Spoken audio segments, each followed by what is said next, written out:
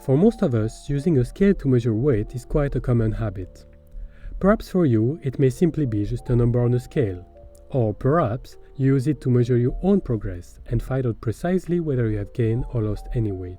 Measurements such as weight and any other measuring phenomena, including distance, time, or temperature, are a constituent part of our day-to-day life.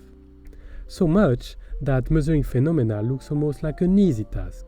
However, still nowadays, some phenomena are simply difficult to measure, especially with precision. Take for example personality, intelligence, attitude, competence on a topic, or any other psychological phenomena. The main reason for this difficulty is to find any good unit of measurement, and this due to their nature.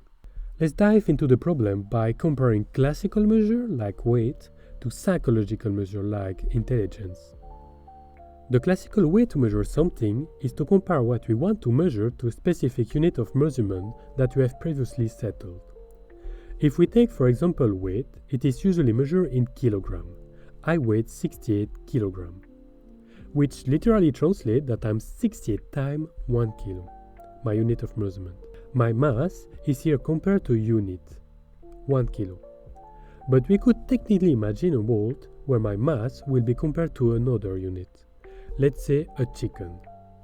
I weighed as much as 45 chicken. Why not? Using chicken or kilogram as unit of measurement works because both possess an essential property, namely they can be summed. If I take an object of 2 kilo and one of 5 kilo, I know that I'm gonna have to leave 7 kilo at the end. It seems basics, but being able to sum two measures allows us to easily compare measures to each other. Knowing that 3 kilo is 1 kilo plus 1 kilo plus 1 kilo, allow me to conclude that 3 kilo is 3 times heavier than an object of 1 kilo. Scientists in social science have tried to do the same, but they became quickly aware that finding a good unit of measurement is going to be nearly an impossible task, at least for now. So they were faced with the following question: how do we truly measure psychological phenomena if we don't have any good unit of measurement for them? Let's take an example to illustrate some issue that psychological measurement is facing.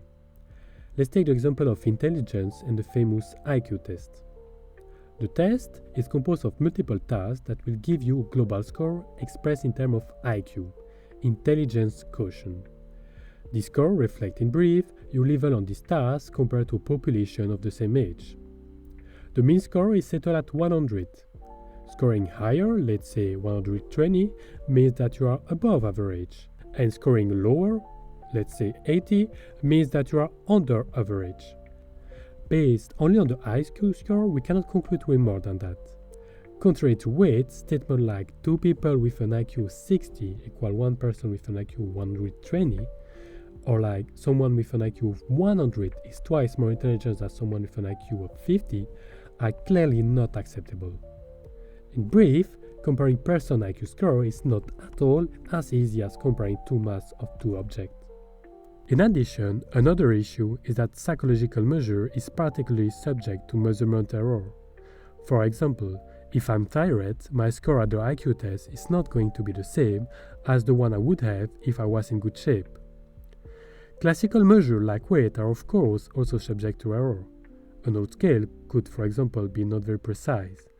However, these are not a big issue for classical measure and can therefore be ignored and not be taken into account, which clearly, considering their impact, cannot be done for psychological measure.